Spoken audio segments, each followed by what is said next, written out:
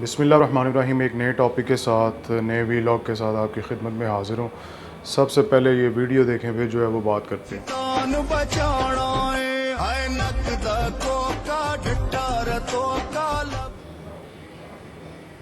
जी जनाब, आपने वीडियो देखी। इसमें जनाब मलकू साहब जो है वो सॉफ्टवेयर अपडेट हो गया है और आप जो है वो जनाब जी वो तराने और नगमे जो हैं वो गा रहे हैं।